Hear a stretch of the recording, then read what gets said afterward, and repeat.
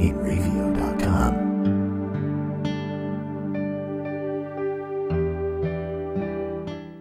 The world of advertising has changed. Radio, TV, and newspaper revenues have declined drastically. Why? Because businesses have realized that advertising return on investment isn't what it used to be. So what can we do about it? Well, that's easy. Advertise online. Own a local restaurant, real estate agency, or even a national retail chain? Whatever your business, InRavio can get your message out there. And we can do it at a fraction of the cost. Call today and see the difference for yourself. This isn't TV. This isn't radio. This is InRavio.com.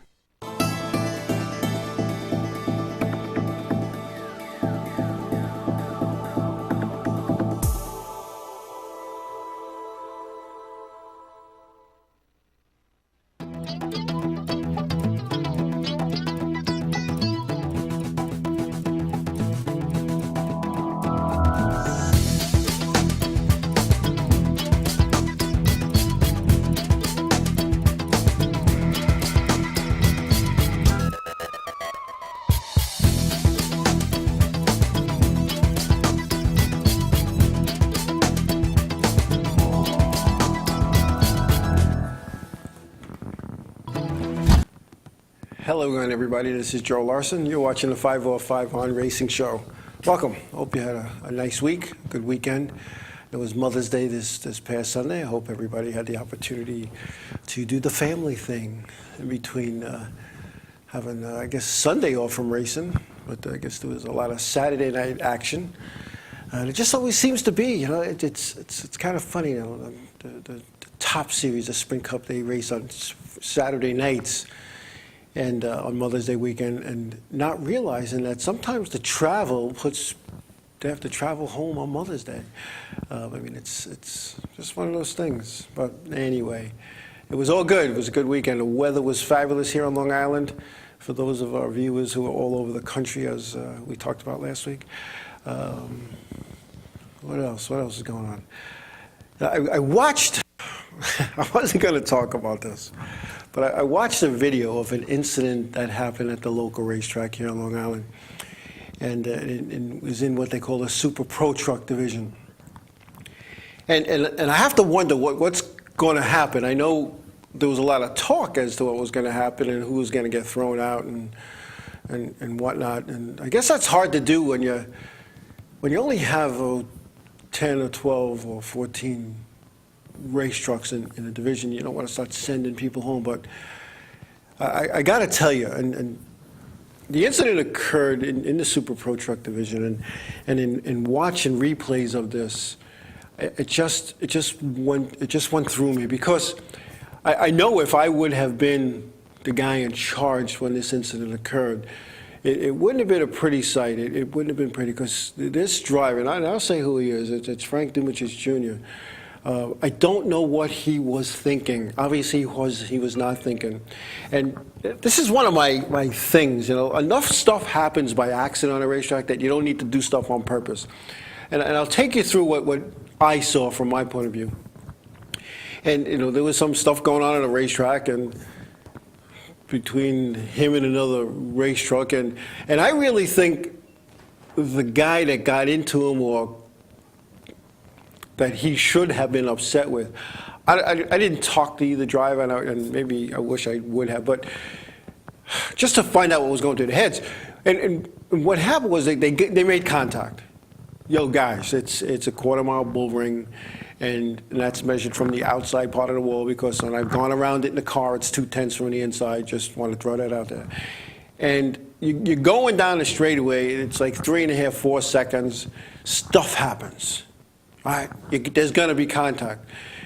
Now the race ends. Now, I don't know if this is the right thing to do, but I know when my race ended and the checker flag flew and all the cars took the check, and you go down the back stretch here to exit the racetrack through the turn, a 3-gate, you loosen the belts a little bit. So what Frank Dumichis Jr. did is he came around and went clockwise, the opposite direction for those who don't know, through turns 4 and 3 now, and ended up putting himself into the fence, and he didn't stop there. Then he gunned it, and he hit another competitor's truck head on because he thought that's the guy who wrecked him. He hit the truck of what they call Dangerous Dave Koenig. And Dangerous Dave wasn't very dangerous this night. He just raced his race. He just was the wrong place at the wrong time, I guess. Now, that's not the guy he got into, Mr. Dumachich Jr. That's not the guy he got into. The guy he got into was over another like couple of truck lanes away against the wall, online pulling up the racetrack. Now, the driver of the 42 truck now is, he gets out. He's in a rage because he jumps through the passenger side window of this truck and proceeds to have a little conversation with Mr. Dumachich, and the officials break it up and whatnot, and everybody goes upon their merry way. Now, I don't know what went on in the pit area after. From what I understand, there was more action, so to speak. But let me tell you something. Like I said earlier, there's enough nonsense and incidents that happen on a racetrack by accident to crash something like that at the end of a race when they might not be belted in, they might not even have their helmet on. In this case, Mr. Koenig had his helmet on. Somebody get hurt real bad. Now, all I'm saying is, this guy don't need a fine. This guy don't need to take a week off. This guy needs to take a season off, because he could have hurt somebody. And there's the track crew people were over there, and the guy that opens the gate. There's a lot of stuff that couldn't happen. Somebody could hurt really bad, and this isn't the first time incidents like this have occurred with him and his sister, who did something very similar a couple of years ago, and again went clockwise around the racetrack and hit somebody head on, again the wrong person. So, and nothing happened. They made an excuse for her back then that her throttle stuck, or, you know what, maybe it did, but why'd you make a U-turn on a racetrack to wave to somebody? That's just what I'm saying. But anyway, I hope what the officials in charge, and I know they officiate by a group, they all have different segments that they're in charge of, I guess. I really hope that they lay the hammer down to this guy and put him out for quite some time. And then, if and when he comes back, let it be known, if he is to do something like that ever again, that he is finished. He is finished racing. I just can't fathom what went on there. And again, I don't know what the officials in charge are going to do. I know what the rumors I heard, but everything changes on Monday morning when cooler heads prevail, I guess. But and my head is cool. I mean, I watched the video of it, and I still think the same thing. The season's over for this guy. The season should be over. And I've never had any issues with Frank Dumachich Jr. I never had any tussles. I never raced with him. Anytime I've seen him, he's been polite and professional. He's a gentleman. But I don't know. I don't understand why he did what he did. And I really think not only should the racetrack do something about it, I think NASCAR needs to take a look at the entire incident, not just hearsay. They need to look at the video, the same video I saw, and make their decision based on that. That stuff should not happen. It should not happen. And it's addressed in the rule book, the penalty for that, under the 12-4A section, intentionally hitting another competitor under yellow, and which technically once the checker flag drops, you're under yellow. So I don't know. I just hope that something is done about this, because a message needs to be sent. And I had a long conversation unrelated to the incident with two-time New York State champion John Fortin, and we talked about respect. And a lot of people feel that maybe John doesn't give the respect that he should be given. But I want to tell you something. I know John over 25 years, and he could be hot-headed just like I could be hot-headed, just like every other competitor at a racetrack could be hot-headed, because it's the passion.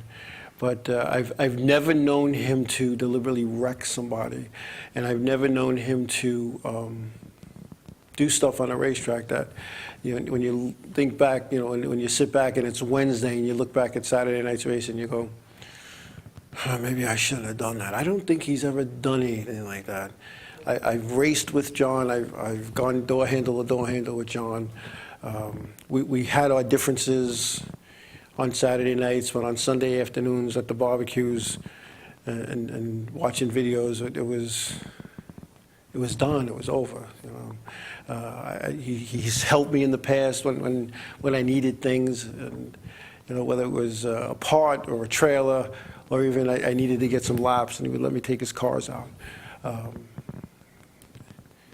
But respect, and respect, as he even said it, respect was earned. When he first started racing modifieds back, I believe it was in 1990, there was a lot of guys out there with a lot of years, a lot of experience, and it wasn't his day. He'd let them go by. He'd race them, but he gave them racing room. And it looks like some of these guys today don't do that. And when we come back, I'm going to give my opinion as to why this doesn't seem to be respect, not only here at my local racetrack where I live, but at many of the other local short tracks around the country. We're going to take a break, and we'll continue this respect conversation when we come back.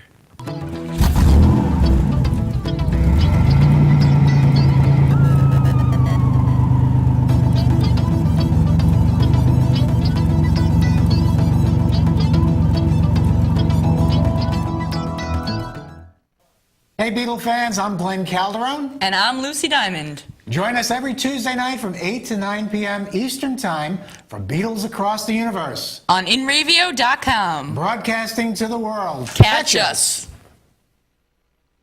Paul Brown and the Killing Devils. Alternative progressive rock like you've never heard before. Over 1 million views on YouTube. New York City Village Voice says Paul is a gifted singer, songwriter, and musician with one of the best progressive rock bands on the planet. LA Underground Music Exchange calls him the only modern American band to cover every genre well. Pick up the albums Black Widow Tears, Red Spider, and The Wizard's Dawn, now on iTunes. And get to Facebook.com/Killing Devils to keep up with the latest info.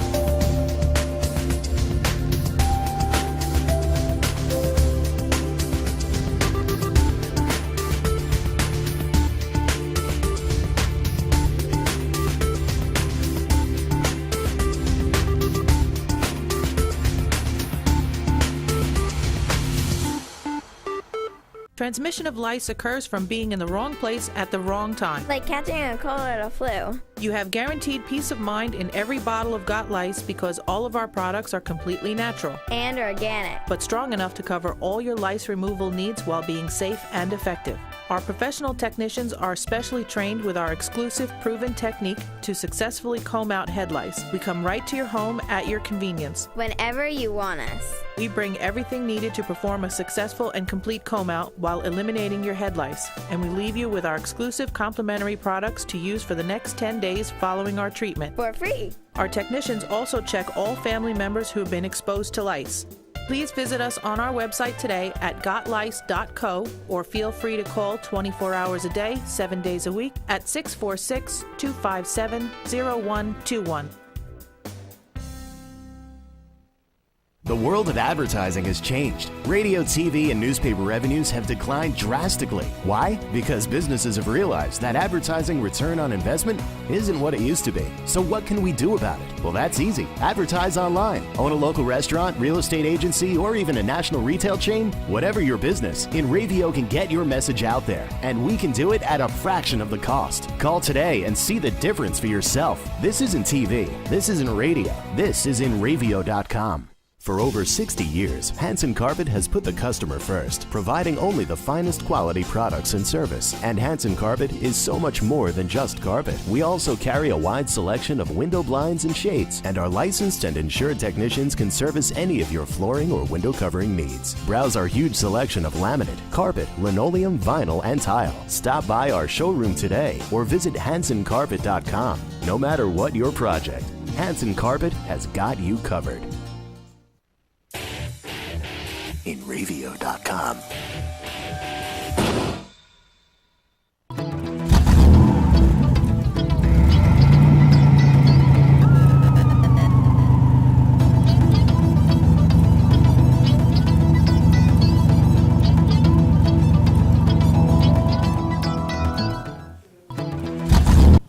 Hey, we're back.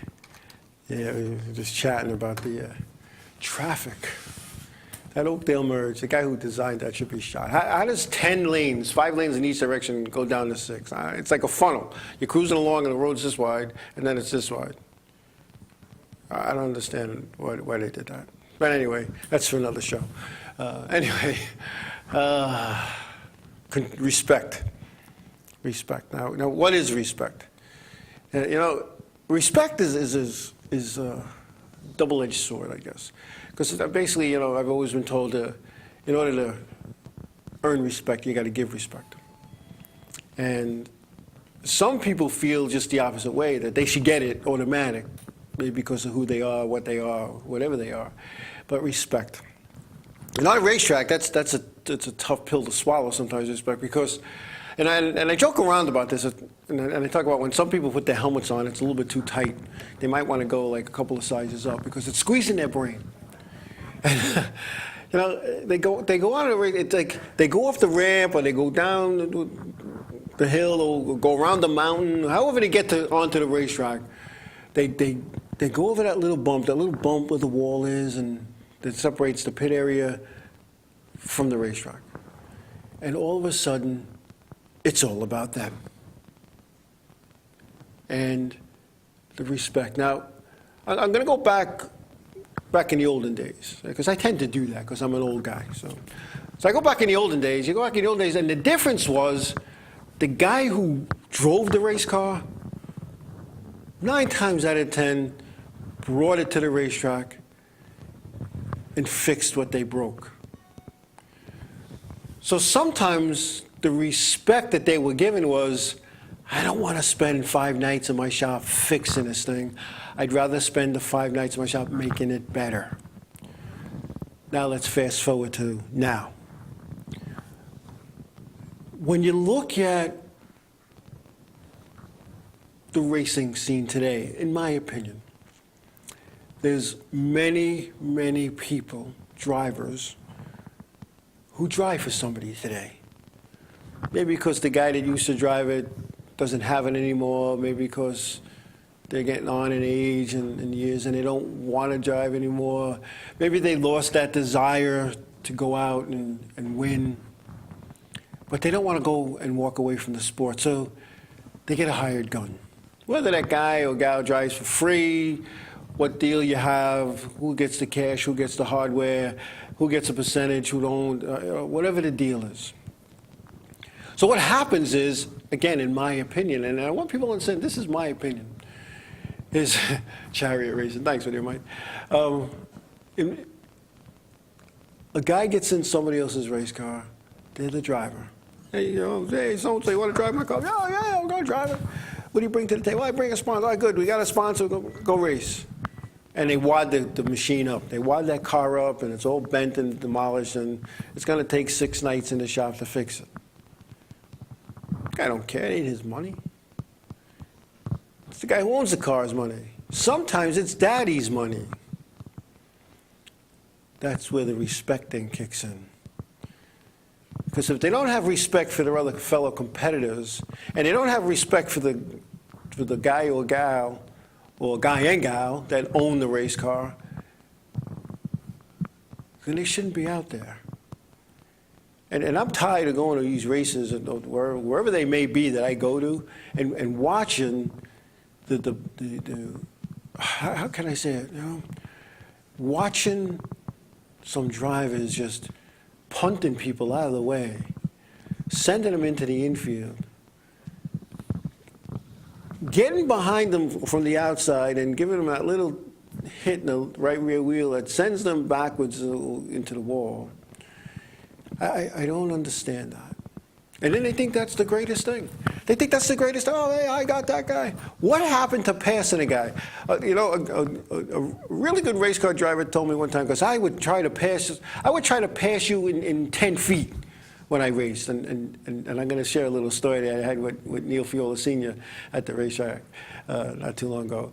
I would try to pass you all at once. And if that meant I had to go as deep can be into the corner, up into the marbles, and bounce off the wall, dude, that's what I was doing. So there's this great race car driver, and I'm going to say this guy was a great race car driver. It doesn't matter who he is, or who she is even. The guy said, Joe, you got to pass him a little at a time. You have 20 laps, 10 laps, 15, whatever the lap count was. And it took me a long, long time to do that, to learn how to pass a little at a time. Get it in there, get side by side, get a little bit ahead, go, cover the hole. And so what happens is, this isn't happening. I know that's a contradiction in terms, so what happens is it doesn't happen. Guys don't know how to pass. They beat and bang and push people out of the way. And then what happens is, and I'm going to share a little story. There's a guy in a division at some racetrack somewhere in this country, and this is real, I didn't make this up. His whole racing career, he was able to bang you out of the way and nobody did anything. Nobody did anything about it. He'd push and shove, send you into the field, send you into the marble, send you into the wall even, and nobody did anything about it. So in his mind, that's okay. Because nobody corrected the problem. Nobody said, hey, so-and-so, you can't do that.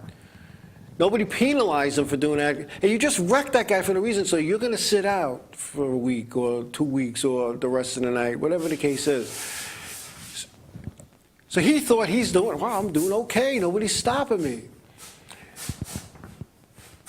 And I thought, and maybe I shouldn't have been thinking, but I thought that looking at the staff, and I'm going to talk about my local race, looking at the staff that's in place, the committee that runs the show, there's racers in this group. I know they know the difference between a racing incident and stupidity. I know it. Now, I also know that you don't see everything. You don't see everything that happens. You just can't look at and watch, I don't know, 17 cars, 18 cars, 10 cars. It's hard to watch them all and make that decision. It's also hard to penalize somebody when you only have 10 cars in a division. You don't want to set too many people down. But that becomes a catch-22, because maybe you only have 10 cars in that division because the guys and gals that aren't racing were tired of some of that nonsense. And you know, when I talk to people, hey, how come you're not racing anymore? Well, you know, I'm tired of fixing my car, tired of getting wrecked, blah, blah, blah. You know what? I can understand that. Especially when the officials don't do anything about it. So now what happens is that driver now has to do something about it on their own, which goes to the respect thing. There's no respect.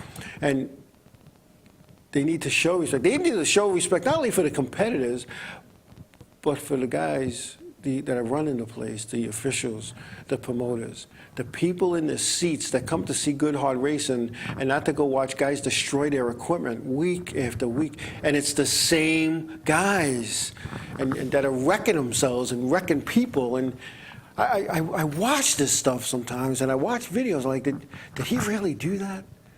I can't believe it. And then the following week, there they are. There they are. A guy goes on an internet show and talks about how he was paid to wreck somebody. I'm like, are you kidding? And his local racetrack and the official's like, oh, that's okay. Oh, you know, oh, you're going to sit out a couple of races. Oh, wait, let's sit out on races that you don't really race all the time. Come on. I know somebody at a racetrack is on lifetime probation for something that they didn't even do. But somebody said they did it, so they must have did it. Anyway, I believe we have Kevin Basic, Long Island E for Speed on the line. We'll bring him on. Kevin, how are you? Hi, how you doing? I'm doing all right. Saturday night was a complete fiasco, man. I don't understand why guys got to go after one another and do all that stupid crap. You know what I'm saying? I do. It's really ridiculous. If you go to the videotape, you could see it. And that interview that we did with Fortin was really good because he spoke the truth. Yep. Meanwhile, I always thought Fortin was a bad boy. You know what I mean? That's why they chased him out. But now I got respect for the guy again. You know Exactly. what I'm saying? You know, he wants to race. He don't After want to play talking to around. him, and You know what I'm saying? he wants to race, and he wants to race hard, and he wants to do it. And here's a guy. Here's a almost 30-year veteran. All he's asking is for a little respect. Yeah, they And- have to listen to the old guys. They That's like don't. when I did drill team racing. A kid just starting out this summer thinks he knew it all, and meanwhile the kid gets hurt because he thinks he knew it all and stuff. Oh, you know. Meanwhile, I'm trying to tell the kid you can't do it that way. And sure as shit, he gets hurt. They don't want to listen, you know. Yeah. Saturday night at Riverhead, one of the Riverhead cops asked me where the office was because I was right there by the handicap parking. So, you know, we started talking, and you know what? The Riverhead cops don't even want to go there. They don't want to go to any of those calls. I'm serious. They don't want to show up. But I told them about what goes on in Connecticut and Jersey and Massachusetts where the state troopers are in charge.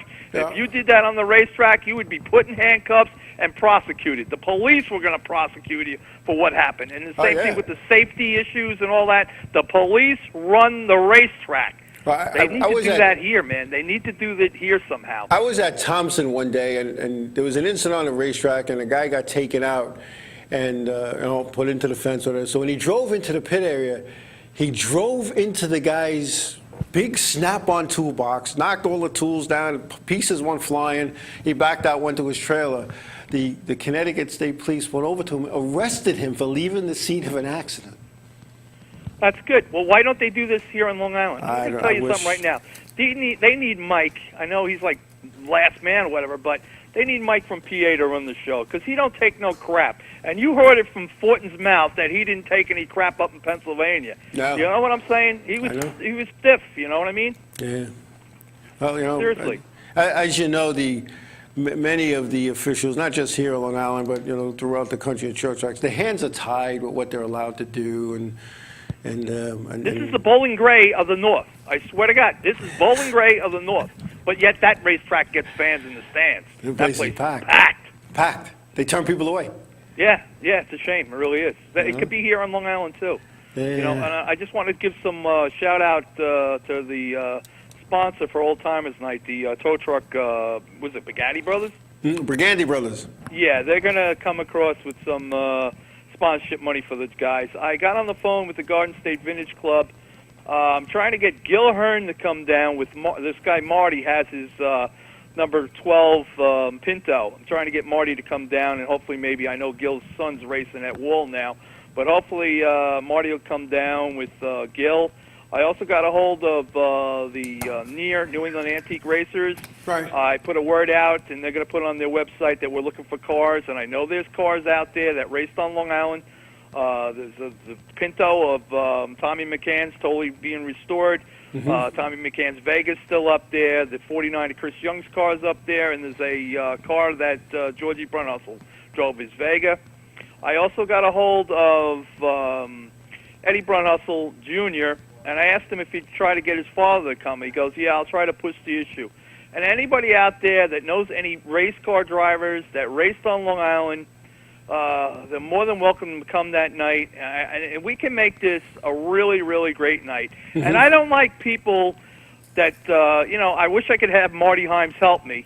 I put the email on different websites on Facebook or whatever, Right. and right away Marty Himes' daughter is like bashing the thing. We Right. don't need that. We don't need that. Right. This is coming from the heart. I love vintage stock car racing because I grew up watching the old modifieds, and that's why I call them the real modifieds, the ground pounders. You know what I'm saying? All homemade technology and stuff like that. That's why I race them with my brother, and it's a passion to me. And it's a passion to me that my brother has some of the top modifieds that raced on the north, up in New England and Connecticut, upstate New York. You know what I'm saying? My brother ain't got junk. All right. But I'm saying, you need a ride that night too, Joe. We'll throw you in one of the Yeah, cars. I'm ready. As you see, I always have my suit, helmet, Hans, shoes, gloves, underwear in that little bag on wheels that I carry everywhere I go, because you never know. But definitely. And Kevin, I want to thank you for all your help with the interviews and videotaping. Yeah, use all those videos. What do you think I'm filming for? At least I got somebody to hook up with to do interviews when we come with. back from break, we're going to bring up one now and one later, and you'll see. All right, I got to go. I got a meeting at the firehouse. All right. I found out what was wrong with the B truck. One of the valve springs popped off. Oh, okay. So that's what they were working on. Yeah, Actually, we have a meeting tonight, and I know the meeting's going to be delayed because it's still playing around at the Islip Town track with that B truck. Wow.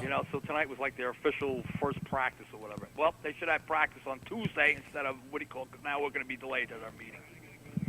All right. All right, I'll see you Saturday, and have a good show. You got it. Thanks again, Kevin. Kevin Basic, Long Island Need for Speed. Always a welcome caller. All right, we're going to take a break. When we come back, we got an interview. I'm not sure which one we're going to do first, but we got an interview that was recently done, and it should be very interesting to you guys and gals out there. We'll be back.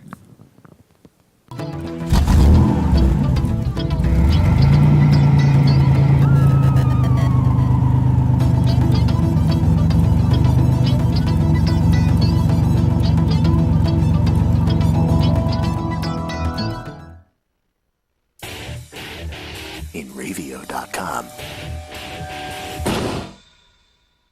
For over 60 years, Hanson Carpet has put the customer first, providing only the finest quality products and service. And Hanson Carpet is so much more than just carpet. We also carry a wide selection of window blinds and shades, and our licensed and insured technicians can service any of your flooring or window covering needs. Browse our huge selection of laminate, carpet, linoleum, vinyl, and tile. Stop by our showroom today or visit HansonCarpet.com. No matter what your project, Hanson Carpet has got you covered. Hey, this is Gina Cotillo from The Gina Show. Come join us every Wednesday, 11 a.m. Eastern Standard Time for celebrity interviews, Reality Reel with Billy Charles, funny stories with Brian Kinnear, and much, much more. The Gina Show can be found only on InRavio.com, broadcasting to the world, so come and catch us.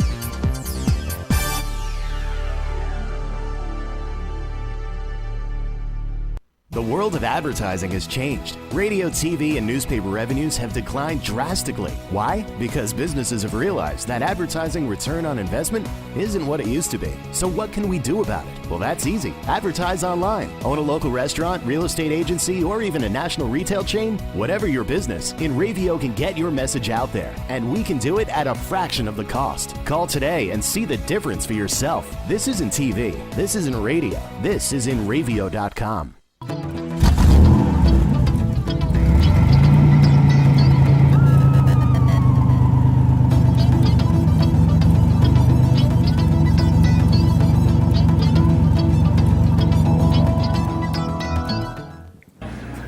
Joe Larson. Hey, we had the opportunity over the last couple of weeks to talk to a few drivers at Riverhead Raceway. And we have one of those interviews now. It was Ron Silk, NASCAR Whelen Modified Tour and NASCAR Whelen All-American Series driver, Ron Silk. So we're going to bring that interview right up right now. Hey, this is Joe Larson. I'm sitting here with Ron Silk, NASCAR Whelen Modified Tour champion, and also the NASCAR Whelen All-American Series driver. How you doing, Ron? Pretty good. How are you? You sound like you have a little bit of cold, so we'll make this quick for you. I know you got a lot of things to do, practices going on. Yeah. Ron, you've been doing this for a long time. When did you actually start racing, back in the go-kart days? I started, I'm 31 now. I think I started racing go-karts when I was 6. Wow, so you already have a 25-year career racing. Hey,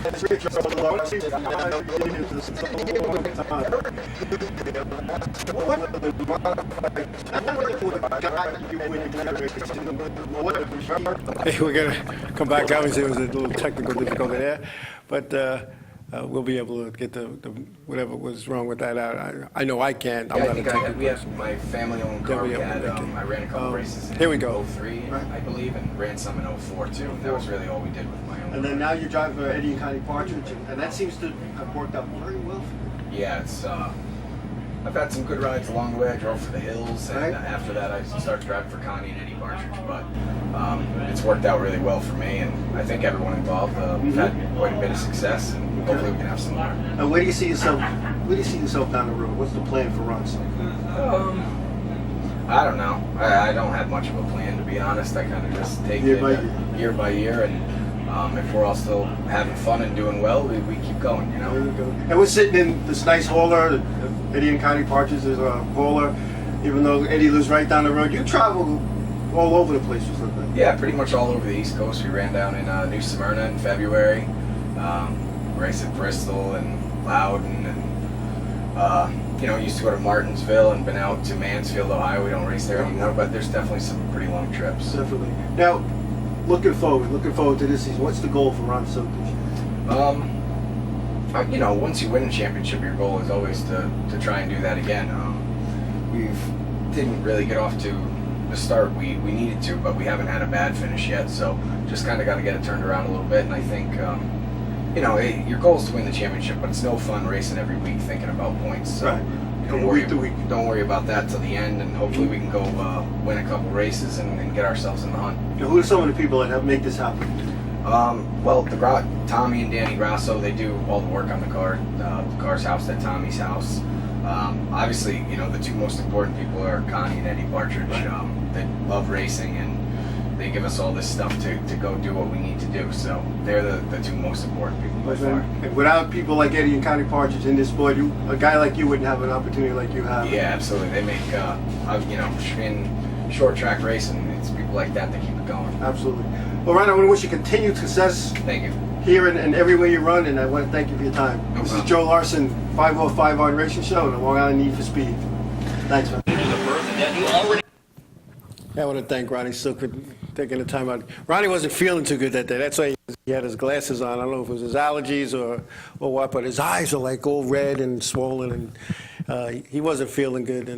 But when I went up to him and he said, "Oh, sure, whatever you want," so it's always good. And here's a guy. He started racing go-karts, and that seems to be the common denominator today, guys and gals, starting in go-karts and going right to modifieds, man, right into modifieds, because as a couple of go-karters into modified people had told me, it's very similar.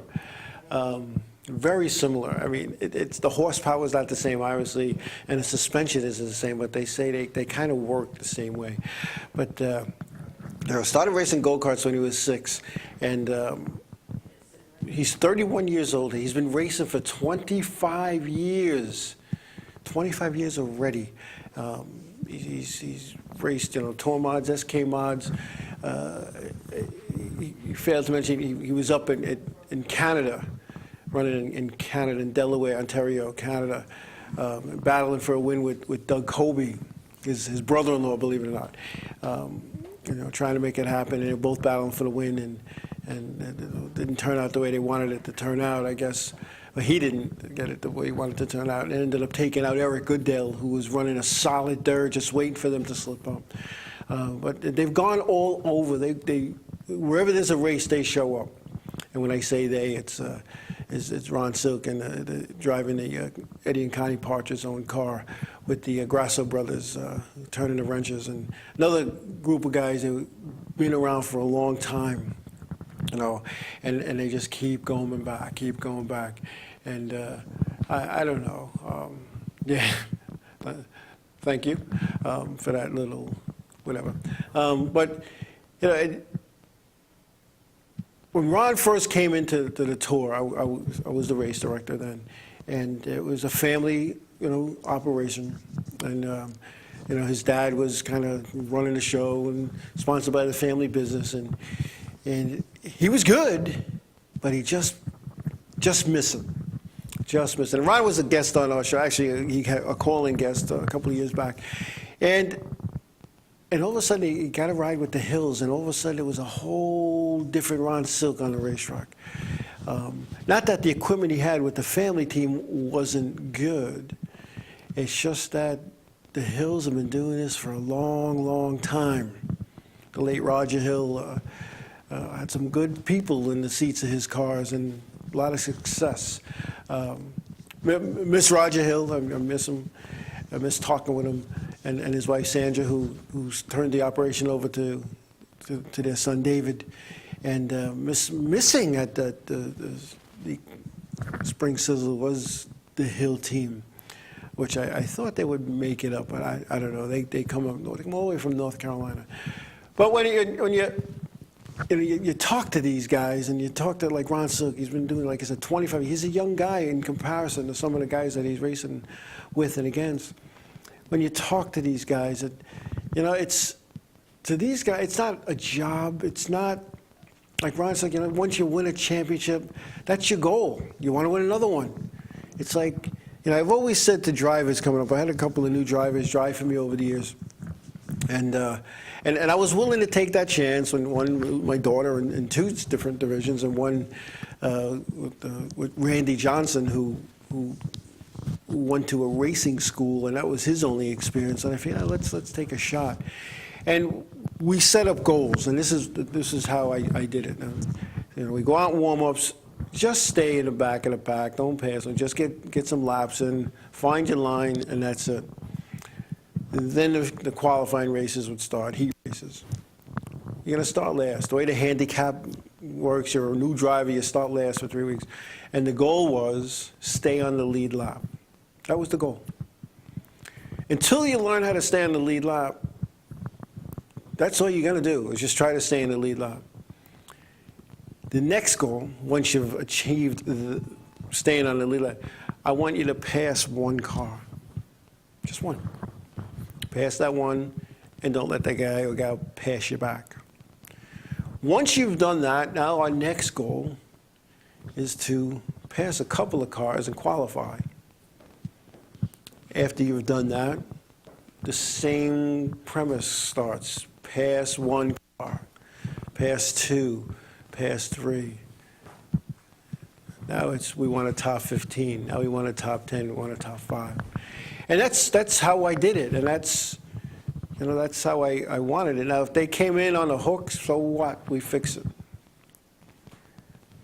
You know, when I look back, and Randy Johnson was one of those guys, he was doing okay, and he was following the instructions, but somebody came up to me and said, like 10 races into the season, you know, he really hasn't passed anybody.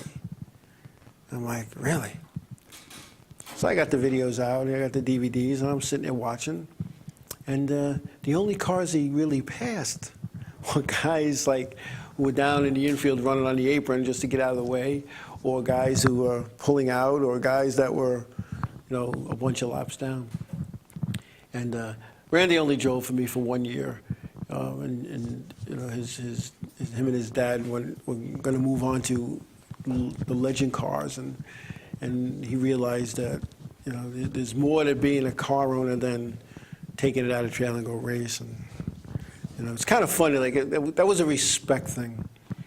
You know, you don't realize how much it costs to race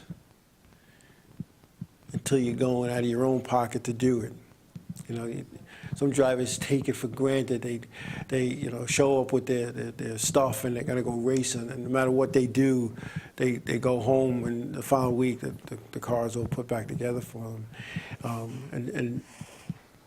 And that goes to the respect thing. You need to not only respect your fellow competitors, the officials, the fans, but you need to respect the guy who's paying the bills for the race car. And I don't see a lot of that. I don't see a lot of that. And I'm seeing in the chat room, they're saying that, for those who don't know, John Fortin, he races here on Long Island. He has 3 cars that they compete with. One is him, one's his son John Jr., one's his daughter Amber. And from what I'm being told by MyRacers.com is Amber's kind of done, for whatever reason. And I watched the video of the modified feature too, and because I didn't understand something, and maybe somebody who was there could maybe shed some light onto this. Now, I was an official for 18 years. I know the rules. I wrote a lot of the rules that are being used today, not only in the weekly series, but in the modified tour series as well. And my understanding, and somebody correct me if I'm wrong, which I'm sure that somebody's going to be real quick to do that, if the caution flag comes out for you, you don't get your spot back. So here's a situation, and maybe I saw it wrong on the video, maybe I'm getting old and whatever. The 20 car spins coming off of turn 2. Caution flag, lights go on. The 04, for whatever reason, has nowhere to go, makes contact with the 20 sitting sideways on the racetrack at the exit of turn 2.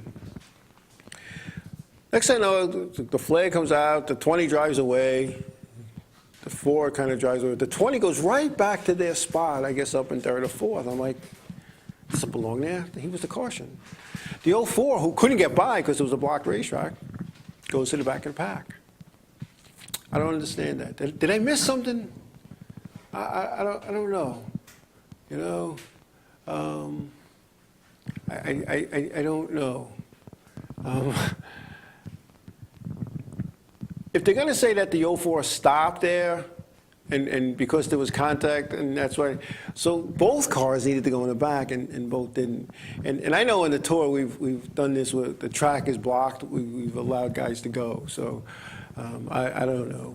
I don't know. So maybe somebody can explain that to me. And Rangers in 7. I know who that is. The mounted clutches. I'm telling you, Rangers in 7. The rule said every car had to have one. It didn't say. It said every car. And I can remember the rule distinctly. It says all figure 8 cars running a V8 motor must have a stock clutch pressure brake flywheel with a minimum weight of 32 pounds, including the nuts and bolts. Nowhere in that rule did it say that the clutch had to be functional. All right. Anyway, we got another video, and we'll take a break, and we come back. We'll go with this video. I think this is a pretty good one. We'll be back.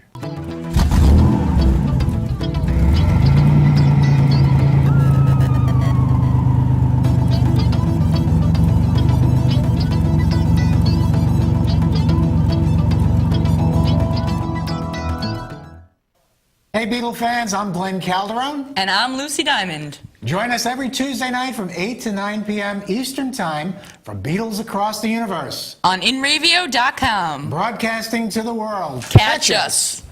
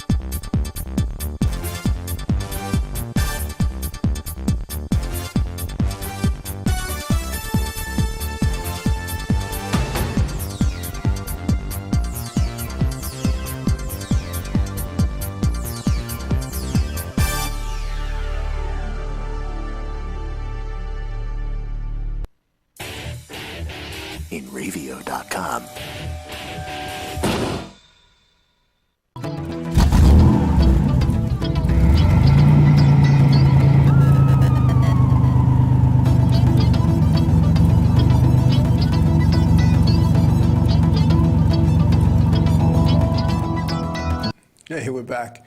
I have another interview that we did. It was the NASCAR Wheel and Modified Tour driver Eric Goodale, who lives 5 minutes away from the local racetrack here on Long Island. And when he's a racer, when there isn't a race on the tour, he goes racing at his local racetrack. Here's that interview, how that went with Eric Goodale. I know you're doing it.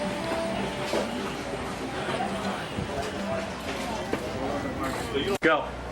Hi, this is Joe Larson. Now, I'm sitting here with Eric Goodale, NASCAR Wheel and Modified Tour driver, and a NASCAR Wheel and All-American driver here at Riverhead Raceway. How you doing? Yeah, not too bad. Just killing some Saturdays out at the head. Get some seat time, get the car rolling. Yeah, yep. Just any Saturday that you got open, come and play close to home. So Years ago, we raced every week. We didn't have to worry about having weeks off and where to go. Now, when you're off from the tour, you go to your local racetrack, which is how far from you now? it's about a 5-minute drive, so it works out pretty well. You know, we try to do as many of these as we can, but it's nice to have a couple weeks off every now and then. But yeah, I mean, if we don't have anything to do and you know, our schedule allows it, we definitely come out and play a little bit. Now, as you know, I was a tour official, and all of a sudden, one day, your dad showed up with 2 race cars, one for your brother, and one for yourself. Yeah. How did that come to be? Well, I mean, I grew up here at the racetrack. I've been coming here since I've been about 3 years old. And, you know, the first couple of years watching, I was a big Chris Young fan. And, you know, always coming in the pits, meeting all the tour drivers. You know, Reggie Ruggiero, Mike Stefanik, Ewan Isco, Park. You know, it was great getting to meet those guys. And kind of just dawned on me one day that that's something I wanted to do. And we got into racing go-karts, and one thing led to another. We started winning some races. My brother Kevin started racing modifieds, and as I was getting older and progressing through my racing career, you know, we started racing some SKs at Thompson Speedway, and you know, we did it right up there. Didn't do great, but I found out I'm not much of an SK driver, so you know, we decided to get a tour car, and we've been doing it ever since. Now, you've come close a couple of times. You're up in Canada. Ontario Speedway. Yeah. I thought you had a shot at winning that one. Yeah.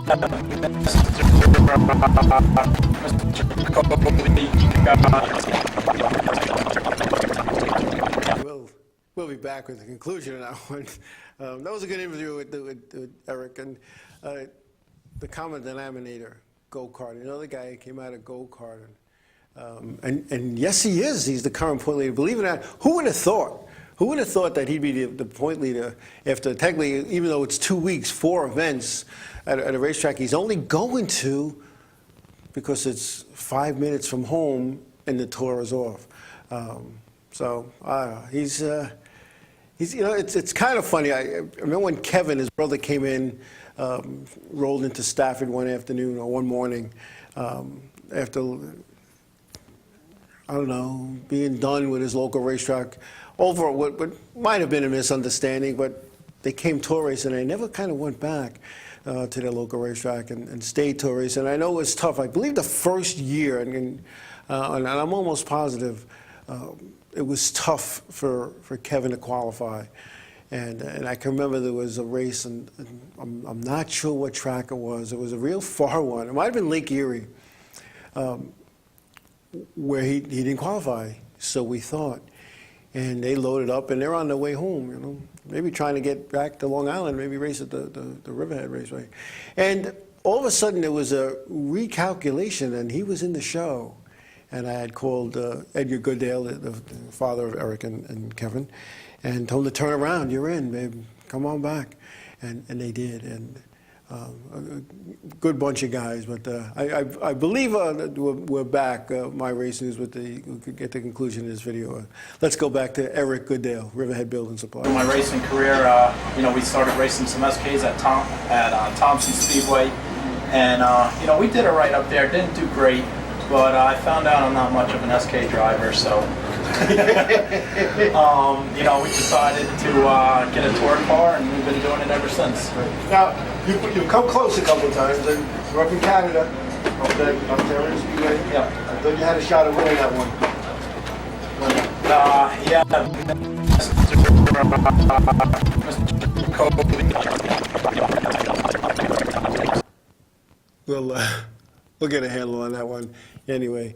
But what Eric went on to say is that, again, he started in go-karts, went to SKs, and in the normal progression, I guess a bunch of steps that I jumped over in my quest to be a NASCAR modified driver. But you know, we've had other races out. I feel like we should have been a lot closer to winning, such as here. Last year we had 2 real good race cars here in the tour races, and you know, had a couple calls go against our way that gave up a lot of track position. And you know as well as anybody being here for a while, track position is very important. And you know, we just couldn't rebound. I think we ended up with a 2nd and a 6th, but you know, we had 2 really good race cars. And, you know, we run good at Loudon and Bristol. You know, and this year we ran good at Thompson in the beginning of the year, and we had a good run going at Stafford a few weeks ago. So you know, we're definitely picking up speed, and you know, if we're running, it's just a matter of catching our brakes, and you know, we're getting there. Just a matter of time. I know you got to be a victory lane. I feel it. Some of the people that helped you out, some of the people that make this happen. Well, first and foremost, my wife Amanda. You know, without her putting up with all my hours that I'm away from home on the weekends. My parents, obviously, I couldn't do it without them. My crew chief, Jason, and the rest of my guys, they've been with me since day one. Tom Kowalczyk, Skate, you know, Jason's dad, and my brother Kevin. You know, they all help out, and you know, it's not even possible without their help. So, you know, and we've had the same core of guys here since I've been racing go-karts, so it's pretty cool to have them along for the ride. They kind of all grew up together. Yep. That's a good thing. But I want to wish you continued success. Good night. Good luck tonight in the Twin 30s here at Riverhead Raceway. And we'll be talking to you. Thank you. Joe Larson, Long Island Need for Speed, and the 505 races. And that was it. You know, it's in talking with Kevin prior to and after the interview, Kevin and I have this running dialogue. You know, when you're going to come live into the studio? And Kevin goes, when I win a race, I'll be here. And that's what we had talked about, him being close a couple of times, and you know, and he'd be, you know, all down and out. And I go up to him, you just didn't want to be on my show in front of 7.2 billion people around the world, and as we know, we have followers that, you know, watch and listen to this show all the way in Honolulu, Hawaii. So, you know, I guess now he's really going to be nervous about coming on, but he's a good guy, good family. You know, I'll tell you what, hardworking guys, and you think. I heard somebody say one time that they were handed everything, and no, they were not. And I could tell you. You know, when they started working at the family business, they didn't go right into an office job. They started sweeping floors, and they worked their way up, and they worked their way up with racing, to starting with go-karts and doing some laps at Riverhead in practice, and then going into SKs, and then, you know, moving into modifieds, and that's the normal progression. You know, you got to take the steps. You know, I alluded to earlier before that, you know, I kind of jumped over those steps. You know, racing full-fended cars and trucks and whatnot over the years, and never put together, you know, a bunch of full seasons in a row. It just wasn't what I did.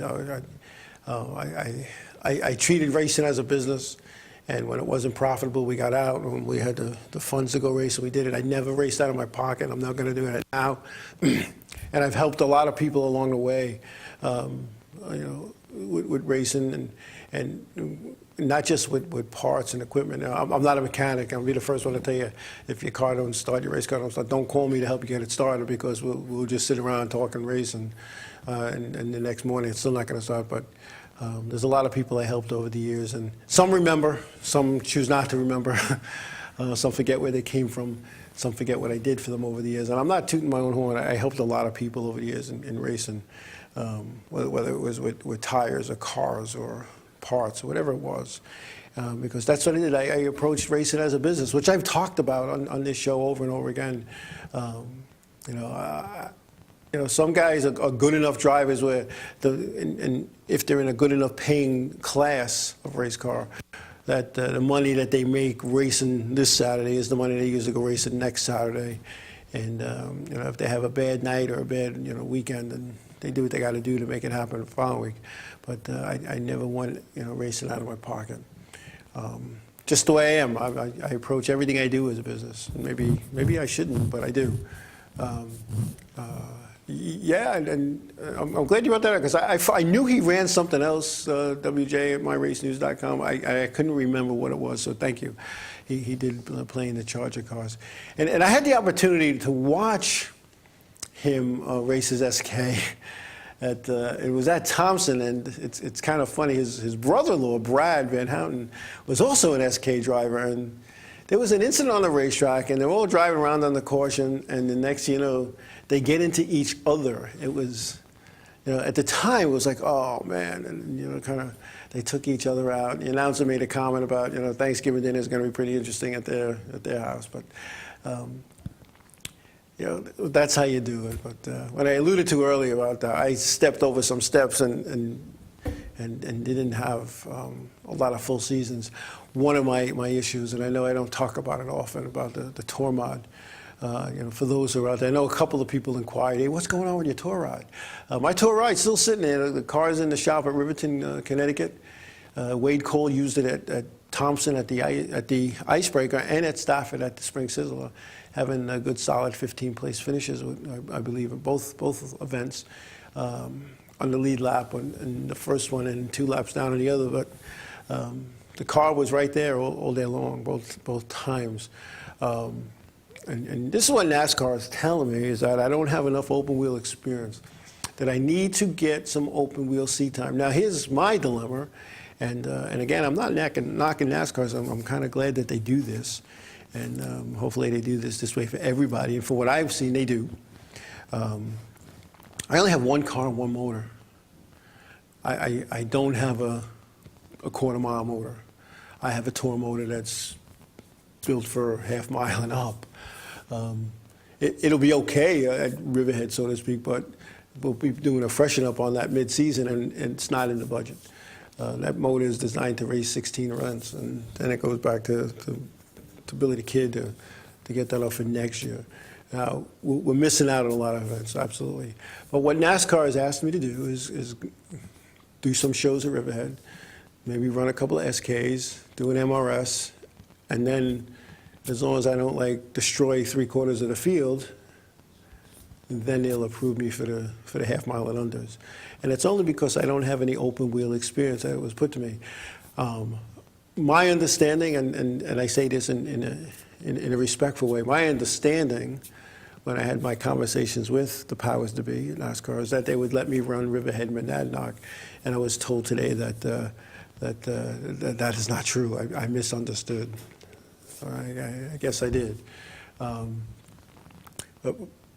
But what we're doing and what our team is doing, I should say what the team is doing, is we've put together a Riverhead car to go race at Riverhead.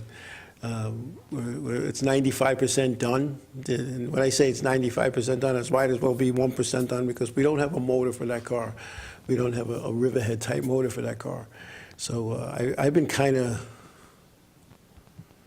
walking the pavement trying to see if I can get in something just to get a couple of races under my belt. I'm not 25-30 anymore where it's pedal to the metal and push everybody out of the way. My goal is to start the race, stay on the lead lap like I've trained my drivers, and when the checker flag flies, still be out there with all 4 wheels pointing in the right direction or the same direction, and then pull in, and then I can make that call. Hey guys, we just ran Riverhead, and with the twin 30s, and we kind of missed an opportunity. If I could have been there opening day, that would have been 4 events, and I probably would have been approved for Stafford. And I think NASCAR's doing the right thing with me. I really do. As disappointing as it may be, they're doing the right thing, and I respect that. I really do. It's like when you're a kid and you ask your parents, hey, can I go and do this? And they tell you no. Yeah, you're disappointed, but you understand why. And I understand why. They tell me practice don't count. And I have a lot of laps practicing a modified. Because as I said to somebody just this past Saturday, I didn't wake up one morning, sit and have a cup of coffee and put the news, sports, and weather on and say, I think I want to drive modifieds. The first time I got into a modified was in 2000. It was the Chris Young owned number 49 Riverhead. And I remember Mike Fields from Area Auto, he wrote in his column that I did that. And unofficially on a stopwatch, they had me turn in 12.2, 12 second laps, 12.2 second laps on the racetrack. I should say my fastest lap, because it took a couple of laps to kick it in. And then I did some laps in, some John Fortin's car. I did some laps in Jimmy Winters' car. He was a guy that just showed up one day, and he was racing at Riverhead and down at New Smyrna. Did some laps in Frank Vigorola's car in the 12-second range. So I don't doubt that I could make this happen. I just have to satisfy NASCAR. And you got to understand, as one NASCAR higher up put it to me, there's two ways to look at this situation. And it's, hey, do we stretch the rules a little bit because Joe was a NASCAR official for all those years? And then on the other side of the coin is, because Joe was a NASCAR official, we have to stick to the letter of the law here. And I'm going with the latter, because I don't want anybody to think that, hey, he only got that break because he was an official and they like him. First of all, I don't think they like me. But I'm not here to make friends. I'm here to go racing. And but they have a business. This is a business to them, and they run a business. And, God forbid I go into lap 1, turn 1, and I don't make the turn and I take half the field out. There'll be a lot of people who have to do a lot of answering the questions, myself included, as to, hey, why did we let this guy race and what were you thinking? So, worst case scenario is we get the seat time in the other series at the other racetracks. And when I say the other series, it'll be the MRS or the ROC, something. And maybe do an SK thing, and maybe do some shows here at Riverhead at my local racetrack. So, we're going to do what we have to do on our end. Like I said, I got one car and one motor. And, I got 1.9 cars now that we're going to make it. And then, I got to get this car from Riverton, Connecticut to Long Island every week. So, because that's where the race shop is, that's where my team is. And my spotter lives up in the Cape. He's not coming down to spot for me down at the Riverhead. So, I have to put together a Riverhead team. So if anybody out there listening and watching, and the friends that are looking to get involved, here I am. So yeah, I'm plugging myself today because I'm running out of time. I want to at least get the second half. I want to get the September, October, or the August, September, October races on the tour. I want to get 5 races in the tour so I don't jeopardize my rookie status for 2015. I'll be 57 years old and being a rookie in 2015. So that's what we're looking to do. I know a lot of people are asking, a lot of people are wondering, but that's where we're at with that. And my dialogue with NASCAR has been very open and very positive. My car owner is very positive. In fact, my car owner, Wade Cole, in the group, Wade and I, chat on a regular basis. And Wade kind of changed me. I saw the error of my ways, I guess you could say, because Wade's all about having a good time, and I want to have a good time too. And again, my crew is all good, doing the right thing, and my crew chief was unfortunately injured, and here's a guy that he could read a race car. I don't even have to tell him, put 2 turns in here, take a turn out here. He would just tell me to come in and make it happen. So we'll see what happens. And and as for spotters, it's kind of funny. I know he's not available, but if I were to have a spotter, it would be my cousin Freddie Kraft. I would love to have him. I probably can't afford him, and he's up and doing bigger and better things, and I wish him well with that. And Bob, who has spotted for the Bob Garbarino team, and I've seen a lot of success. You know, your spotter, for those who don't know what a spotter does, the spotter's up on the roof or on the top of the grandstand, kind of guiding you around the racetrack, letting you know what's happening. And you have to trust this person with your life, and the person has to be calm. And I've scanned a lot of spotters, and they're screaming and yelling and getting the driver all fired up. And when the driver gets all fired up, what happens? He does stuff like what Dumajic did, you know. And the spotter's job is not only to look after the driver, but the spotter's job is to keep the driver calm. And I'm not the most calm. I get upset sometimes on Long Island Expressway. And anybody who's ever driven with me would know that. And you know, when I get to that point, I need my spotter to say, "Hey, Joe, Lou, let's take a chill pill. Why don't you stop? We'll get an ice cream cone and calm you down and whatnot." And I'm being facetious, but you know,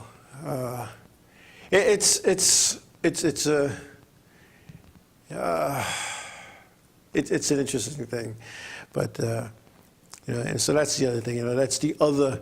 You know, you put the cart before the horse, whatever the case may be. So now I have a car coming to Riverhead, and you know, my crew's in northwestern Connecticut, and they're not gonna. I wouldn't expect them to come down and help out, because you know, there's just so much room at the inn. You know, I can only put up so many people. You know, we'll have to. You know, think. Never mind, what do you go there? But anyway, that's where we're at with that, and we're going to make it happen. Like, everything is in place to make that happen. We just need the right little break, just the right little break, and you know, we'll go from there. But you know, I'm looking for, you know, a couple of guys to come help on.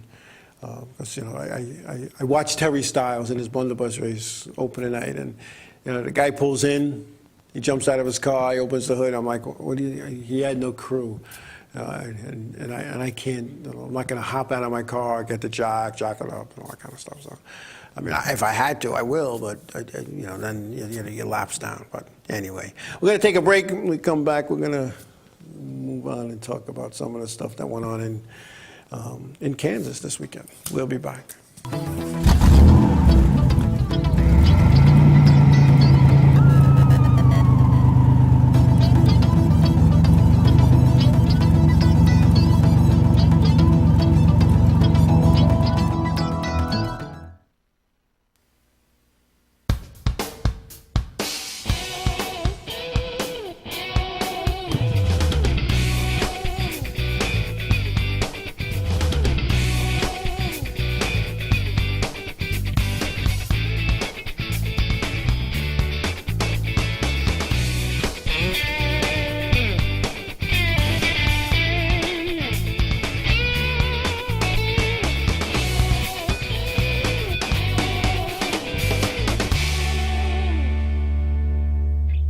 Paul Brown and the Killing Devils. Alternative progressive rock like you've never heard before. Over 1 million views on YouTube. New York City Village Voice says Paul is a gifted singer, songwriter, and musician with one of the best progressive rock bands on the planet. LA Underground Music Exchange calls him the only modern American band to cover every genre well. Pick up the albums Black Widow Tears, Red Spider, and The Wizard's Dawn, now on iTunes. And get to facebook.com/Killing Devils to keep up with the latest info.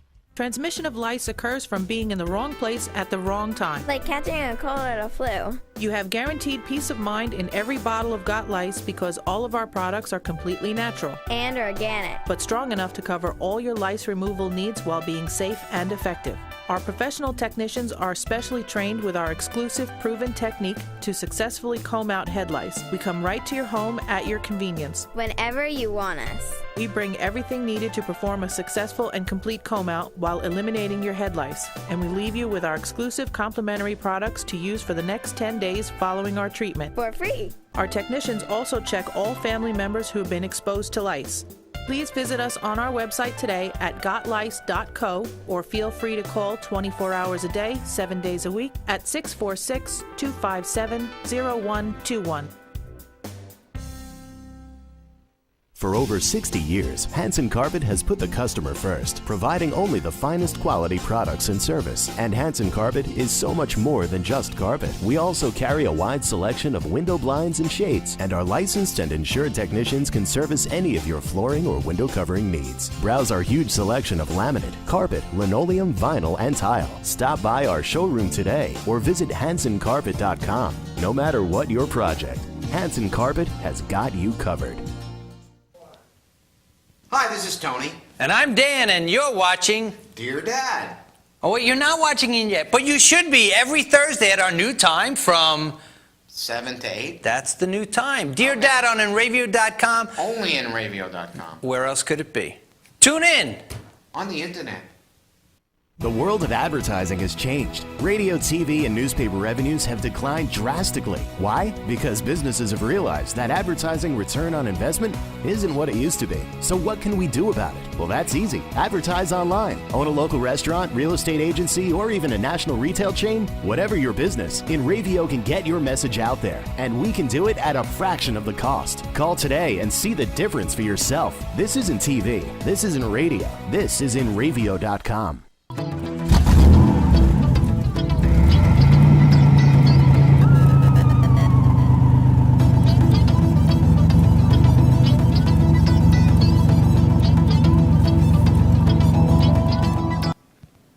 Hey, we're back. There's some chat going on in the chat room about spotters and the pros and the cons of it. You know, it's funny. I spotted for Wade at Bristol and for at Riverhead, two totally different places.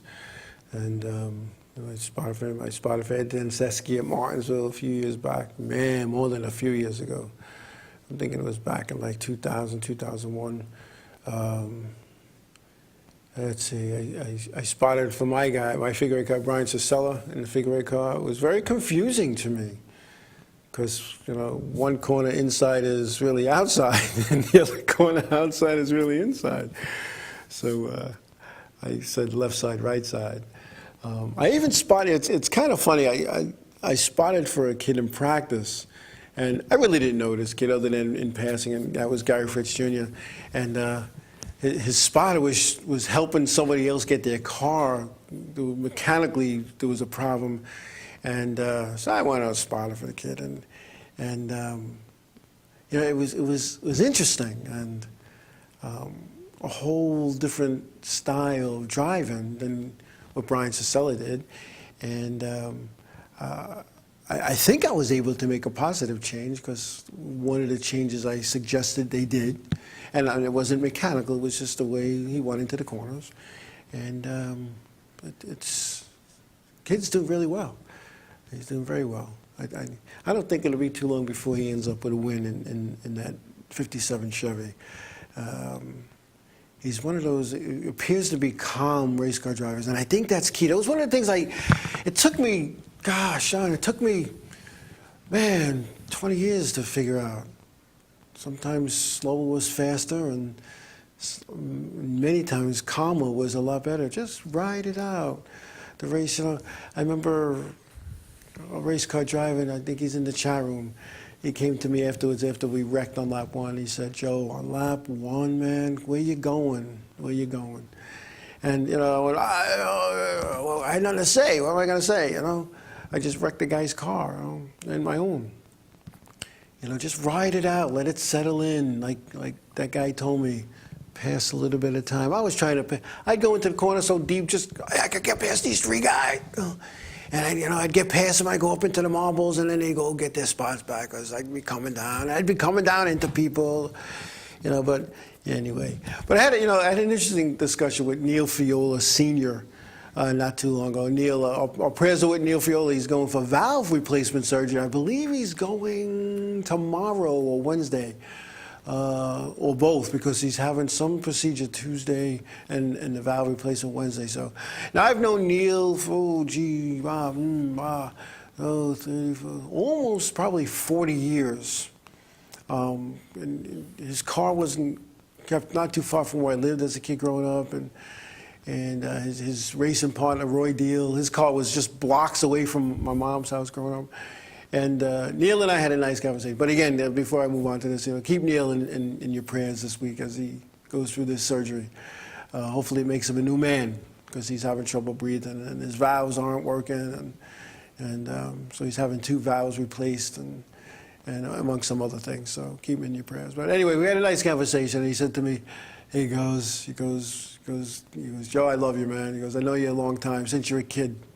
He goes, but he goes, back in the day, man, you were horrible. You were a horrible race car driver. I said, yeah, I know, man. He goes, but you really weren't, because it was the stuff that you drove, man. You never had competitive equipment. He goes, I watched you, and he said to me, he goes, I watched you get into Kenny's Hyde car and practice, the late Kenny Hyde practice, and turn some awesome lap times. I saw you get into your car when your daughter was driving, and you squeezed yourself into that thing, and you stayed with, I'm trying to remember the guy's name, Carl Baxter. He goes, even Bob Feiner mentioned, he goes, there's no way that's Jessica Larson in that car. Somebody can let me know who that was. And you know what it took? It took wrecking, that horrific wreck in '96.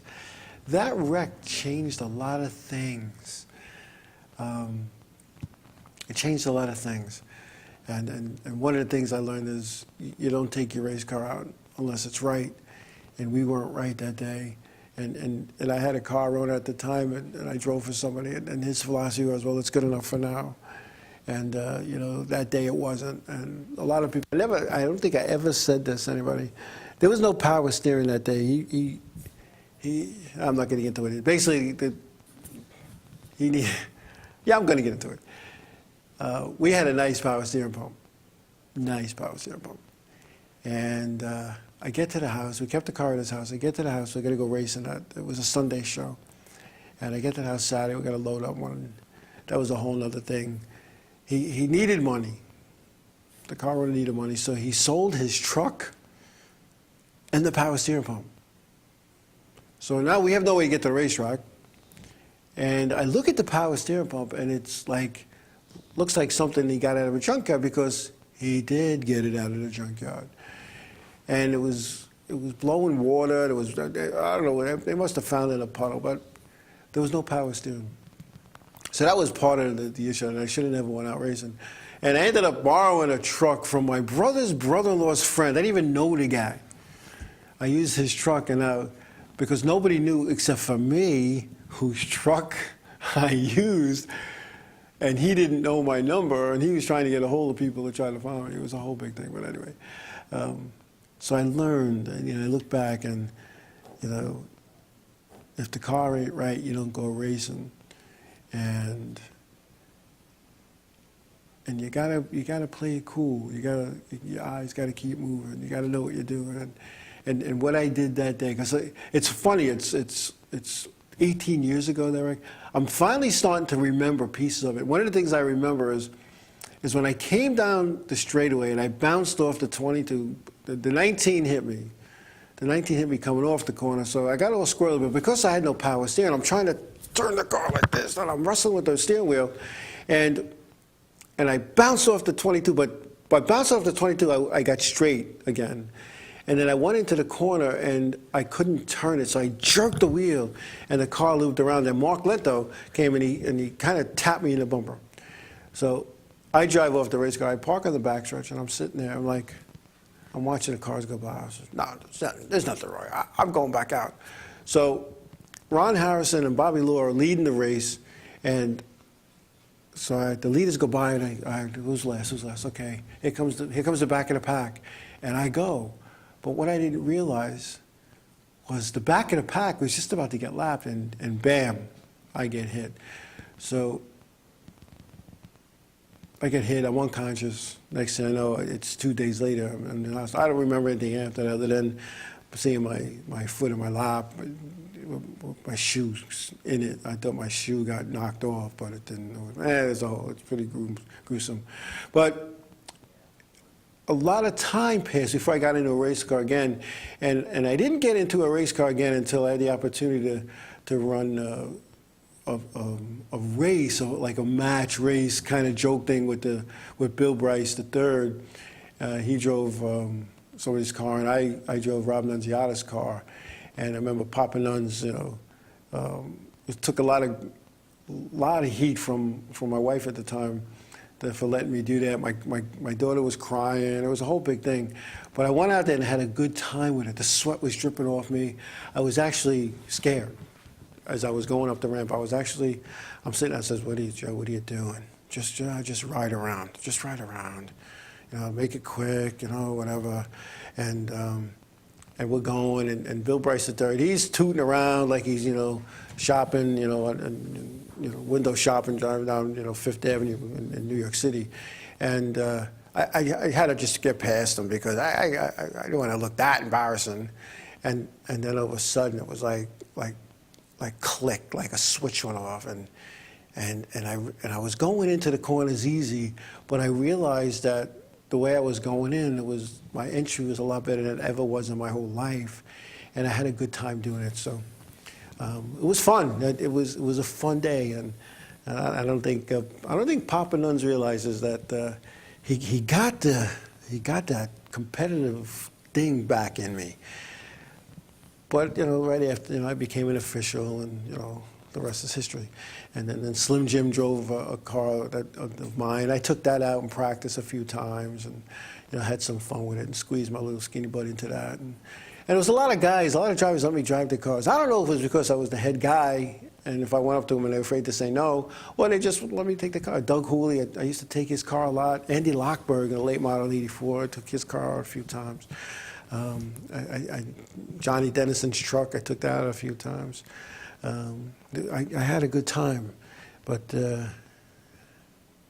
now I need to go racing. I need to do some competitive laps, and only because I want to, and I can, and I have the means and the ability to do that. So it's all good. I'm a lot younger now, even though I'm older. I'm 80 pounds lighter. I was looking at that video. Usually videos make you look fat. I look pretty thin there. I look like, like the Thin Man. I could play the Thin Man. I can't believe. For those who not only did I lose 80 pounds, but I weighed some from a 48 to a 33, and the 33s are loose. And I didn't diet. But part of this, and a lot of people and I'm going to tell you, no less than 3 people at Riverhead on opening night when I was walking around asked me if I was okay. And I wondered, why they ask me if I'm okay? I don't like going there because I get treated like garbage, but I'm okay. So one guy, and it's a guy that's actually comes in the chat room every once in a while that you guys make fun of. He took me on the side. He goes, Joe, man. He goes, I don't know. He goes, are you all right? You're not sick or anything, all right? He's like real serious about it. I said, no, I'm fine. He goes, you lost a lot of weight, even since like last year. And you know what? Since I didn't lose a lot of weight, what I did is this. I'm perfectly honest. I changed my eating habits, and I went to eating better because I want to be in good physical condition when I go racing. That's what it's all about. I mean, initially I lost weight because they thought I had a couple of heart attacks and I had some stuff going on medical-wise, but I wanted to feel better. And I weigh less now than I did when I was a UPS driver in 1983. Now, I was built a little different. I had a bigger chest and a smaller waist, but I weigh less than I do, and it's kind of funny. I haven't weighed this little in over 30 years, and so no, I'm not ill. I'm not sick. I don't have issues. I'm not anorexic. People who are around me still know that I do eat. I do still snack, except I don't eat the whole box of cake or the whole bag of cookies. I just have a couple. I don't have the whole quart of ice cream every day. I have ice cream maybe twice a week, and even though I'm not supposed to, I'm gonna have WJ yell at me in a little while. So I don't know. That's exactly because I can. Because I can. That's why I'm doing this, because I can. The opportunity arose, and that's I joke around about that, and Silverback will tell you, it started as a joke. Me driving for Wade Cole started as a joke. Wade was bringing 2 cars to the racetrack and 1 driver. What are you doing? You want to drive my racetrack? And I started as a joke. And a couple of years ago, I took my shirt off. Actually, I don't think I took my shirt off. I just got in the car. I said, I think I fit. Let's go racing. and they were trying to convince me to take it out in practice. To take it out in practice. Well, I knew if I got caught, my career at NASCAR would have ended in 2012 instead of 2013. But anyway, and I'll tell you what, and not just with racing, folks, if there's something that you want to do, go do it. Go do it. You want to go shark fishing? Go do it. You want to go skydiving? Go do it. There's something in you want to go to Rome? Go, get in a plane and go. You know, don't keep putting stuff off. You know, there's too many of us that go too soon, you know, way before we think they should be gone. And, you know, you look back and you're like, wow, you know, shoulda, woulda, coulda. I don't want to say that. I don't want to be like on, you know, laying in some intensive care unit and I'd have all these machines and stuff and wires going into me and all I hear is doot, doot, doot, doot. You know, I don't want to just listen to that, you know. And say, you know what, I never got a chance to do this. I never got a chance to do that. And you know what, I'm doing those things. And I want to drive a modified. I'm doing it. That's what I'm going to do. Now, if they don't let me race on the tour because I don't have that experience, well, I'm going to go get that experience. I don't know how I'm going to get it, but I'm going to go get it. Anyway, well, what do we got here? Let's see. The Tri-Track Open Modified Series, Matt Hirschman captured the first leg at Lee USA Speedway. You know, Matt's being touted as the money racer, the money winner, because he wins those big races. He wins those big races. You know, it's just, the guy's talented. The guy's talented. You know, so he's good. What do they talk? Well, you guys are talking about some stuff here. Definitely I'm healthy. I am. Let's see. People are buying me. People are buying me. Somebody said that, you know. But anyway, I can't be bored. So the first leg of that, Matt Hirschman. Matt, when he first came onto the tour, and I knew his dad, you know, Matt kind of rubbed me the wrong way in the beginning. And it took me a long time to realize why Matt is doing what he does. Matt is a tough competitor, and he wants things to be right. And I saw him get into a dialogue with his car owner, and it wasn't good. It wasn't good, and it was up to me. I probably would have asked him to leave because he actually smacked his car owner. Now, it's a snapshot. You're looking at a snapshot. You're looking at that moment in time. Nobody knows what went on for weeks and months and before that, or even days before that, which led to his frustration to feel that he needed to smack his car. I mean, I'm not saying go smack your car owner, please. And I would never smack my car owner. He would probably, you know, I don't know, there'd be other charges. The guy's like the mayor, you know, and not just the mayor because he's the mayor of his town, you know, equivalent to the mayor that we would have here. So you don't go smacking people, you know. But afterwards, and in talking to people about it, there was a lot of frustration. Again, I don't condone violence. I don't want to see anybody smack anybody. But it's, I don't know. I don't know. Whatever. But he won that. The IRL Grand Prix of Indianapolis was also held, and Simon Pagenaud was the winner, with Ryan Hunter raced second, and Helio Castroneves was third. Kansas. NASCAR was in Kansas this weekend. Friday night and Saturday night. Kansas is one of those cookie-cutter racetracks. They'll kind of build with Chicagoland, Kansas, you know, they're kind of, I call them cookie-cutter tracks. The cookie-cutter mile and a halves. The trucks were there Friday night. Kyle Busch was the winner. Matt Crafton was second. Joey Logano third. Austin Dillon was fourth. Taylor Malmstrom was fifth. Jeb Burton sixth. Jermaine Corrigan Jr. seventh. Ron Hornaday Jr. eighth. Joe Nemechek ninth. And Mason Mingus was 10th. On the Cup side, Jeff Gordon was the winner with Kevin Harvick, who took the pole, finishing second. Casey Kane third. Joey Logano fourth. Dale Earnhardt Jr. fifth. Carl Edwards was sixth. Danica Patrick with a top 10 in seventh. Aric Almirola in eighth. Jimmy Johnson ninth. And Matt Kenseth rounded out the top 10. I didn't watch too much of either race. I just was doing some things and whatnot. But I don't know. I watched qualifying, and I wasn't happy with qualifying. I don't know. I thought I'd like it. I don't like change, and I hate one car at a time. Okay, two green, white, checker, next green. And when you have 50 cars, that gets a little boring. And the way NASCAR's doing, and I know they're trying to change it up, trying to make it interesting, trying to make it better.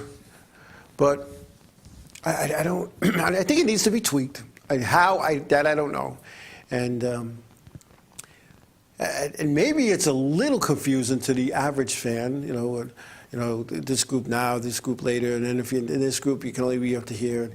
And I understand that, but the average fan might not. They need to make it a little bit difference. It's just I don't know. Just quality. And sometimes with this practice, you gotta have a dancing partner, man. You gotta have a dancing partner. You gotta have somebody go with you. Let's work together here. As much as NASCAR is frowning on that, you know it's happening. And as Dale Earnhardt Sr., the late Dale Earnhardt Sr. would say, if I could see him, I could draft off him. And you know what? If I was working on a thing a few years ago. My kids had to do science projects, and I wanted Jessica to do this deal in drafting, and she just didn't want to do it. She ended up doing some things with potato chips, which that's fine. And in doing the studies going on the computer, the way the air was going, you don't have to be right there to pick up a draft. You just don't have to be. I've never been in a race car where I had a draft, and hopefully I am next year at Loudon, but we'll see what happens with that. But I don't know. What are you guys talking? They're saying, why doesn't NASCAR build another Bristol-type track instead of a boring one? I don't know, Rangers in 7, and I hope you're right, even though I'm an Islander fan. I personally like this one. They should be back in North Wilkesboro. I thought that was a good show. I would love to see them on half-mile and three-quarter-mile racetracks. I would love to see them on a third of a mile. 43 cars on a third mile. Let's separate the men from the boys. Put the drivers back in the driver's seat. I know that was said earlier in the chat room. Let the drivers drive. Put the drivers back in the driver's seat. Get rid of restrictor plates at some of these bigger tracks. Let them go. Take some of the aero out. And I know a lot of guys disagree with me on that. Take some of the aero out. Make the driver drive the car. Make the driver drive the car. I know I had a conversation with somebody just this weekend about, the vintage show, there's no power steering, you got to muscle it. That's what we did in the old days. There was no power steering. Because the thought process was, can't have power steering in your race car, it robs horsepower. The little bit that it does is negligible. And too small. What are you kidding? The Grand National cars ran on a 5th mile back in the 60s. With 50 cars on a racetrack. I thought that was awesome. I remember some of those races. There's nothing wrong with a little beating and banging, pushing and shoving, sparks flying. Thank God they have transponders because you can't read the numbers on the side. That's what I like. That's the kind of racing I like to see. Door handle to door handle, hub to hub, Nerf bar to Nerf bar. That's what I like to see. It's just me. That's what I like. I fall asleep watching. It's funny. Somebody was talking about racing. I goes, I would never go. I fall asleep when I watch it on TV. I said, I do too. Being there live is totally different. And I've been to a lot of racetracks with some live racing on the top 3 series. And for those of you who haven't gone or have gone and partied a little too hardy, that you really didn't get to appreciate the race. you might want to rethink it. And I look at different things when I'm racing. I watch a race. I watch for battles. And in heat races, I don't watch the front 4 or 5 guys. I watch the last qualifying spot. What's going to go on there? I watch that. And then when there is a race going on, I'm a middle of the pack watcher. I like to see what they're slicing and dicing back there, because that's where the best racing is. You know, the leaders gets out. You got 1, 2, 3, 4. They're kind of just riding around, doing their thing to protect the lead. The leader's going into the corners low and slow. He's breaking up the rhythm. You know, hoping nobody pass him. You know, going down the racetrack kind of like this. You know, kind of blocking. You know, because the spot's saying outside, no inside, outside, no inside, and he's like, what? You know, just give whoever's racing behind you. Give them a lane. Give them the inside. Give them the outside. Give them something. If they're not fast enough. If they're fast, let them go. You know. I told you I always fall asleep on the car ride home. You know, some of those car rides are pretty long, and some of them it's just been a long day. But it's funny. I don't fall asleep driving though. It's kind of funny. I drove all the way to Daytona. I think I only stopped for gas. I stopped for gas and used the restrooms. I used to tell my kids, "Wake up, we're getting gas. Go to the restroom. I don't have to. Well, the next one's 400 miles. You might want to go."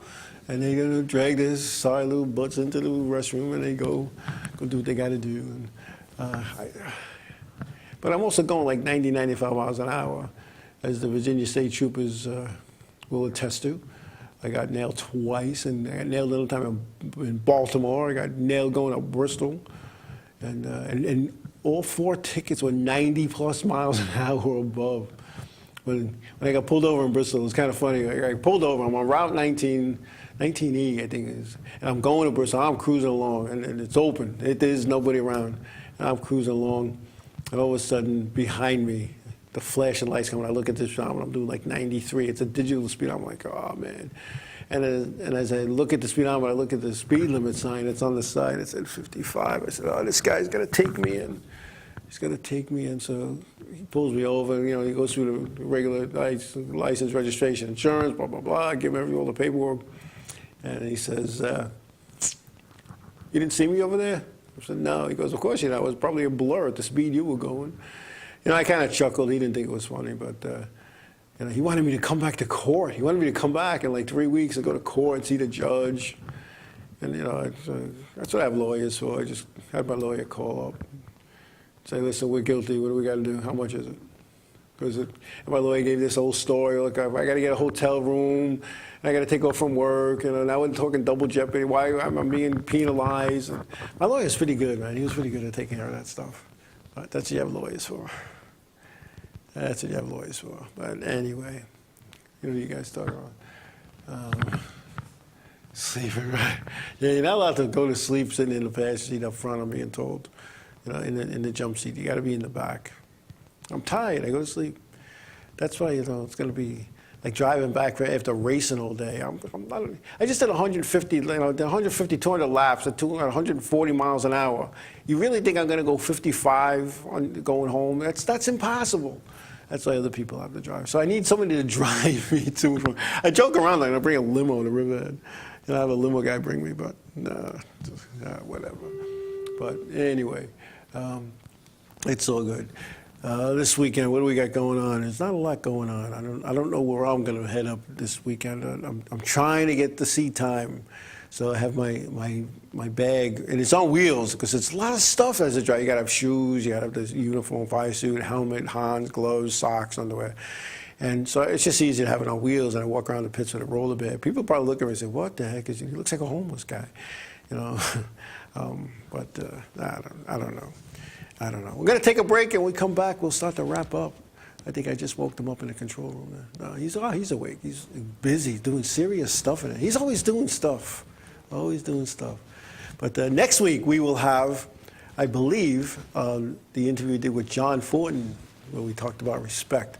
There's some stuff that needs to be cleaned up in there because the camera guy used a bad word, and we don't use bad words here at 505 on Racing Show. At least we try not to. We'll be back, and we'll wrap up.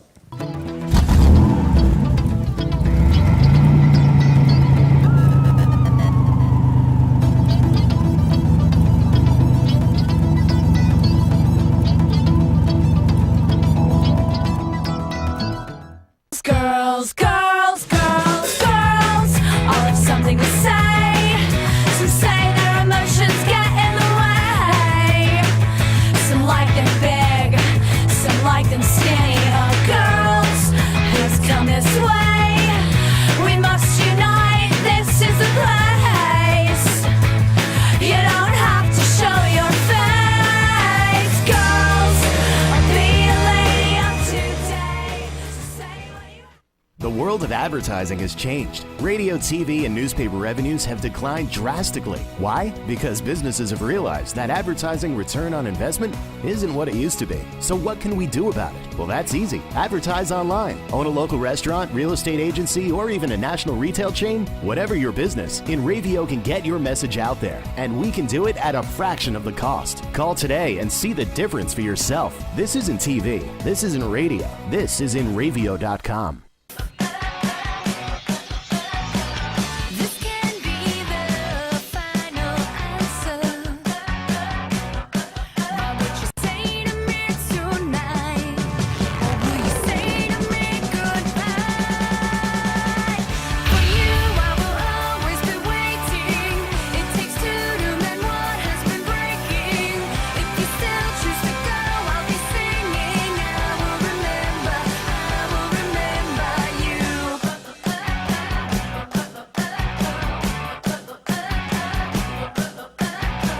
I know I was the one who teased you.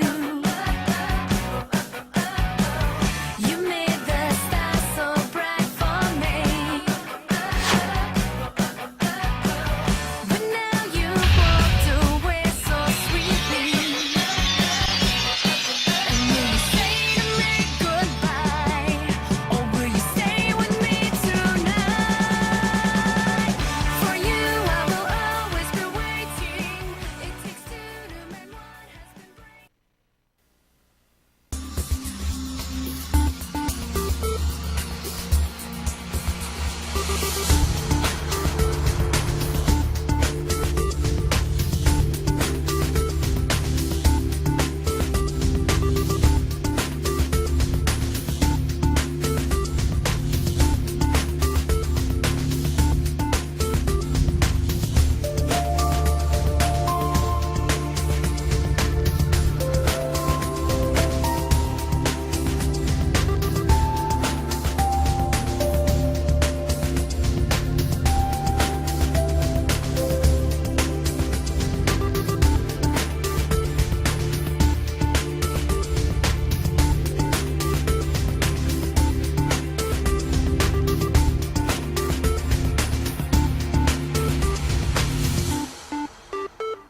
Paul Brown and the Killing Devils. Alternative progressive rock like you've never heard before. Over 1 million views on YouTube. New York City Village Voice says Paul is a gifted singer, songwriter, and musician with one of the best progressive rock bands on the planet. LA Underground Music Exchange calls him the only modern American band to cover every genre well. Pick up the albums Black Widow Tears, Red Spider, and The Wizard's Dawn, now on iTunes. And get to Facebook.com/Killing Devils to keep up with the latest info.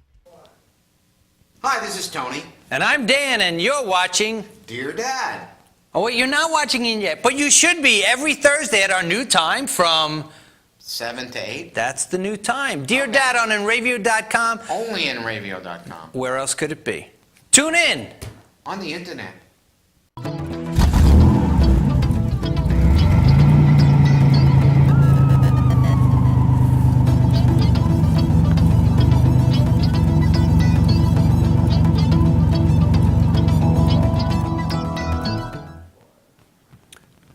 We're back. Hey, if you're looking for something to do, check out the contest tab on InRavio and enter to win tickets to one of the many shows at the Paramount in Huntington. Also go to ParamountNY.com for a complete list of upcoming shows and to buy tickets. All right, so go in. I like when my viewers win these contests. That's all good. Anyway, I don't know what your week is planned. I'm not sure what my week is going to have planned. I'm hoping to go racing this weekend somewhere, somehow. What is it? There's a song, and was it about somewhere, somehow? Anyway, I shouldn't be singing, but it's going to be a good week for everybody, and I'm looking forward to it. I'm looking forward to the good times, and it looks like my crew chief DJ is getting better, and hopefully I can't wait. I know this year is probably out, and the car owner doesn't want him in the shop for whatever reason, afraid he'll get hurt. But I think we could put him on a little like mechanics little thing with wheels, and he could roll around and get things done. But anyway, I'm glad to see he's coming along just fine. Anyway, so we're going to wrap up here at the 505 on Racing Show. I want to thank everybody for taking time out of the busy schedules to take some time. I know it's probably raining out there in Long Island. It started raining when I came out, but we need some rain, I guess. So we need some rain. So anyway, wherever your endeavors are going to take you this week, please be safe. Please be careful. Tell somebody you love them. God bless you all. We'll see you next time.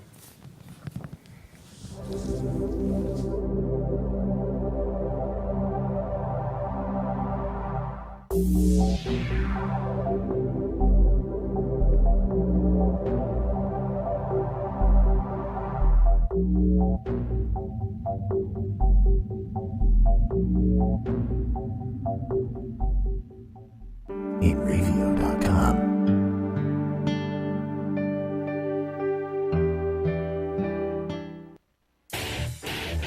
InRavio.com.